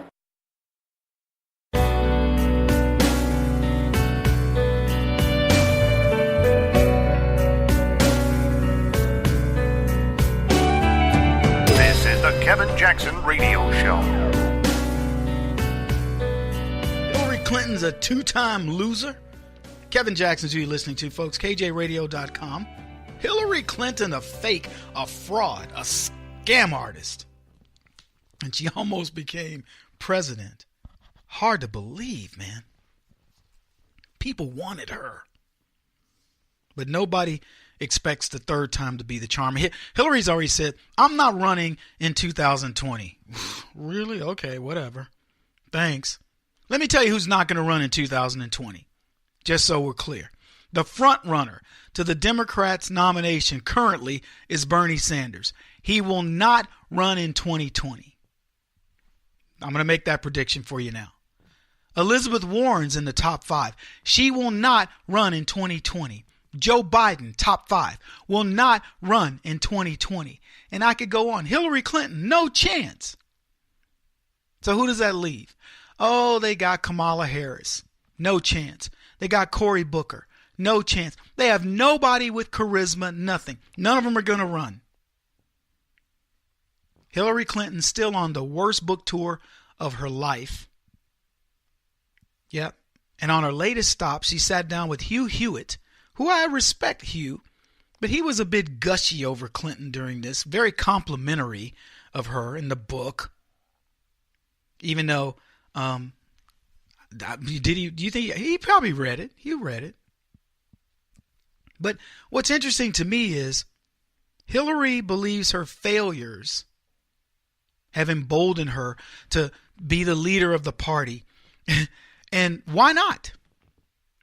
She called the shots to derail Bernie Sanders, by controlling the DNC. And of course, Bernie was complicit. She fabricated the current controversies against Donald Trump in the Russia situation, which, by the way, is going to completely backfire and blow up in her face. So why shouldn't she feel relevant at this point? Because it hasn't blown up. Bernie Sanders is taking his lumps. He's happy. The Trump thing is still continuing, even though, as I said, it's not going to end good for the Clintons or anybody in her circle. But she hasn't been made to pay for it. She's going to feel relevant until somebody comes along and whisks her away to prison. But until then, she's not going to relinquish the reins of the party. But that doesn't mean the party wants her, and they don't. They want her gone. And what's funny, Clinton said something along the lines of, she's talking to Hugh Hewitt, nobody's reached out to me, to ask me about the campaign. None of these other contenders that may want to run in 2020. And so she says this: I see Democrats all the time and nobody said, hey, I'm going to run, or I'm thinking about running. Give me advice now. And I find it funny that Clinton would even speculate as to why someone wouldn't ask for advice. I was having this conversation. I don't remember who it was. It was a candidate. And he'd picked this team. And I know very little about politics. This was probably 5-6 years ago, around that time. And I just asked a simple question. I said, well, let me ask you this. Who's your campaign manager? And he said, so-and-so. I didn't even know who it was. I said, what's their track record in campaigns? And I don't remember the exact number, but it was something like 3 and 22. And I just looked at the candidate and I went, really? And didn't say much. I was kind of waiting on him to go, Kevin, does that bother you? What do you think? And I just said, really? And he goes, and he didn't say anything. So I said, so let me ask you this. If you were picking a coach for your football team that was 3 and 22 last year, who would you pick? Would you pick a coach that's 3 and 22 or one that's 22 and 3? And he just kind of looked at me like I was stupid. Well, Kevin, you don't understand. I mean, she ran a lot of campaigns and I went, I understand completely. So what you're trying to do is you're trying to talk to a guy who's a winner. That would be me. And you want to convince a winner to adapt the mindset of a loser. You want to convince me that hiring somebody 3 and 22, gives you a statistical advantage? She's due for a win? I'm going, what are you trying to say to me? Let me ask you this. I said, was there anybody available who was 22 and 3? Because I'd go look for that person. Are you kidding? This is the lunacy. And so Hillary Clinton, who's 0 for 2 in the presidency and who pretty much got shoehorned into her Senate seat, and she's going, why won't they come talk to me? She actually said, I'd be happy to have those conversations. I bet you would, Hillary, because you'd feel relevant. You'd feel like, wow, I am somebody. Washington Times reports, nobody's approached her for 2020 advice is not surprising. First, as Clinton herself said in 2017, the short list of possible 2020 candidates isn't just short, it's practically non-existent. That's what Clinton said of her party that they're speculating will have 30 nominees. Now, she goes on to say this. Second, if there were a list of likely 2020 candidates, why would anyone seek campaign advice from the woman who lost to a reality show host? Why would anyone want the advice of a person who lost despite the fact she enjoyed nearly every conceivable election advantage going into 2016? This is what the Washington Examiner said of Hillary Clinton. Now, let's face it. In 2016, Clinton was the heavyweight. Trump was considered a joke. I don't need to take you through it. You know this. Undoubtedly, Clinton was the most credentialed candidate, a political heavyweight. She was former first lady and active as a former first lady. She was a senator that, as I said, held on to the coattails of her husband, the philanderer, and then ultimately parlayed the Clinton cachet into the Secretary of State job. And that created her pedigree.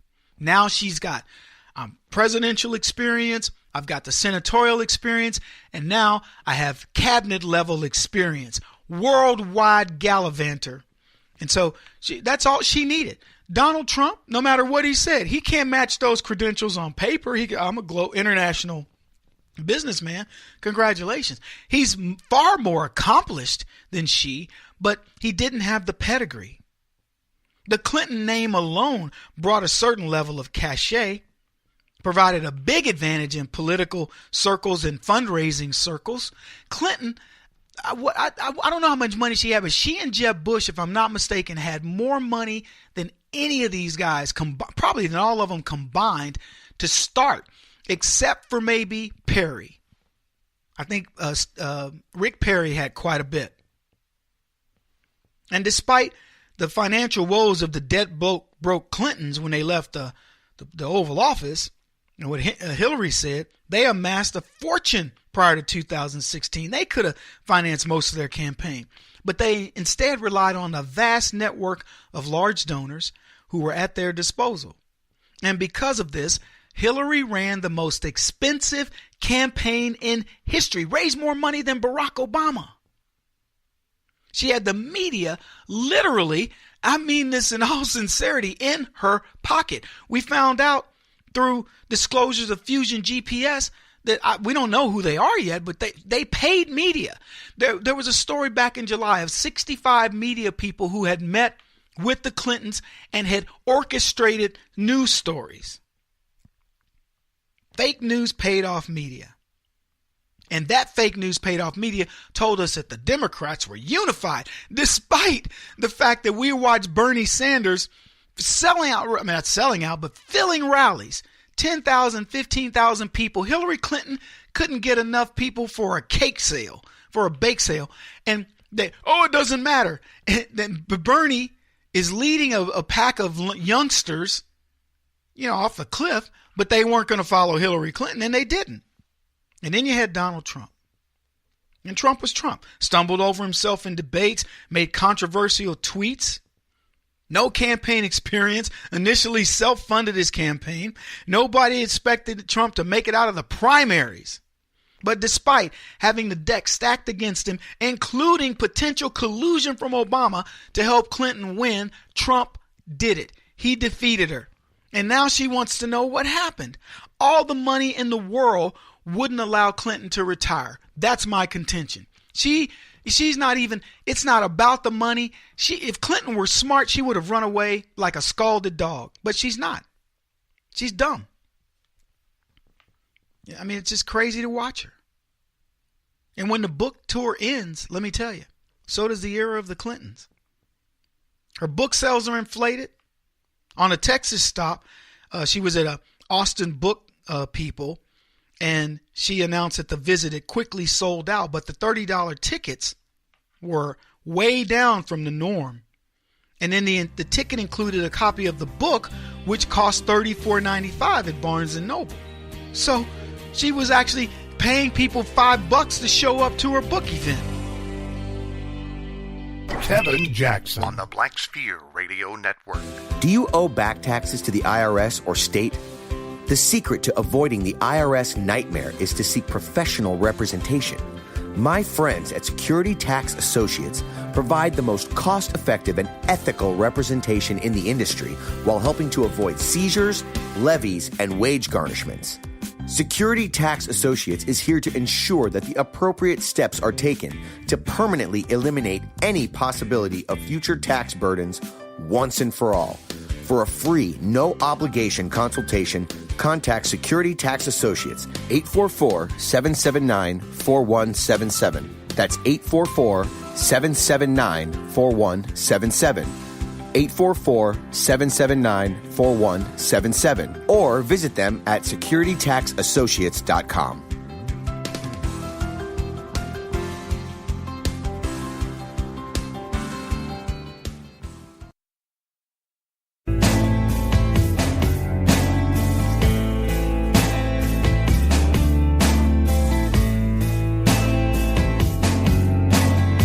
putting an end to identity politics. This is the Kevin Jackson Radio Show. Welcome back, everybody. Kevin Jackson here. I hope you're having a good time. Hope you're having fun. I'm having fun with you. We're talking about the frauds. Lots of frauds out there. And the left are replete with them. If you point in the direction of a leftist, I will show you a fraud. I will show you a person who pretends that they have the best marriage, that they have the best kids, that they have the best job, that they do more for the environment or the people around them, blah, blah, blah. And whatever they tell you, don't believe them. They're mommy freaking dearest to their kids. They're practically, their spouse wants to put a pillow over their head in their sleep. I'm just telling you the truth. What y'all laughing at? It's the truth. Don't believe them for a second. If they're helping kids, trust me, they're molesting kids. I'm just telling you, it's the truth. Don't believe a leftist don't turn your back on them. Don't befriend them. If you be cordial. Hey, Pete, how you doing? You know, whatever. When you see them. But once you learn they're a leftist, you know exactly what they're about. Don't be fooled. They will come at you as nice as can be. They will even pick up the Bible. They will quote scripture. They will hold that thing in front of you. And I'm all the while trying to figure out how to bugger your dog. Don't trust them as far as you can throw them. Don't put your pets over there. Hey, Bill, could you stop in every now and then and watch our puppy, or watch our little doggy out there for us, take care of him, maybe take him out for a walk or something like that. Come back, man, your dog is pregnant. Yeah, or gay, one or the other. Don't believe them. I'm just saying. People have learned this. Look, how many hints can I give you? I mean, how much in your face do you need, Weinstein? Huh? What? What do you need? It doesn't matter. They don't look. The left don't even care. They don't care sexuality. You think, okay, geez, maybe I'll let their daughter take care of my son. Psh, whatever. You'll come back. Your 6-year-old son will be in makeup and a fedora, and the daughter will be dressed like a biker chick. And I don't even want to describe the rest. Let's just say you don't want them babysitting your kids. Okay? Keep your kids safe. Ask political ideology before you take somebody to your kid to a daycare or some caregiver. Yeah, I want to be your son's nanny, Kevin. Yeah, whatever. Okay, well, what's your political ideology there? Amber. They all got crazy names. Sunshine.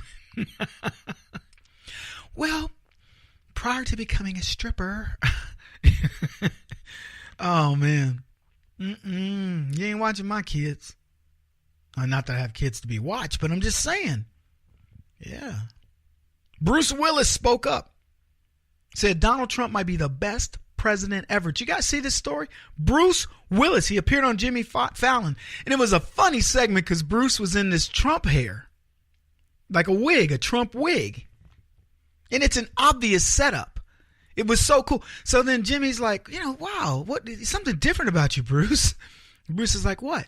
He goes, I don't seem to remember you having that much hair. He says, oh, yeah, I've had it. Just grows out, during the movies or whatever. So they got this set up. And then Jimmy's obviously got pictures of Bruce in different movies. And he pulls out the movies in his TV show. And he's like, Bruce, I don't remember, and Bruce is like, yeah, there it is. And all the pictures that they have, they Photoshop what looks like Trump hair on Bruce. Even when he was doing that movie where he played a kid, Look Who's Talking, they put Trump hair on the baby. And so Bruce is like, yeah. So we put this clip up. But what was more interesting about it is after the fun and games ended, Jimmy Fallon says to Bruce, he just says like, hey, so what do you think about Trump? And Bruce Willis replied, I think he's doing great. In fact, he may just be the best president ever. And Fallon, he's thinking, he's joking. Surely Bruce Willis did not just say on national TV on my show that Donald Trump's the best president, maybe the best president ever. So he says something like, do you really believe that? Now, you got to keep in mind, Fallon has taken he's been brutalized over not being tougher on Trump, making his show strictly anti-Trump, which is what all the other guys have done. But let me tell you, Jimmy Fallon has taken the smart move on this, because when Colbert and all these other putzes are when they have nothing left, when they can't make anything, I mean, what, making fun of Trump, there's no future in it. There's no future in it. So Fallon recognizes it, and he's saying, look, y'all keep doing it. I'm going to come up with clever, creative stuff. So when people get tired of that, they're going to have one place to go. That's Kimmel, too. They're going to go over to Fallon. I'll make a prediction. Within a year, Jimmy Fallon will, I don't know where he is now, so maybe I'm, off base.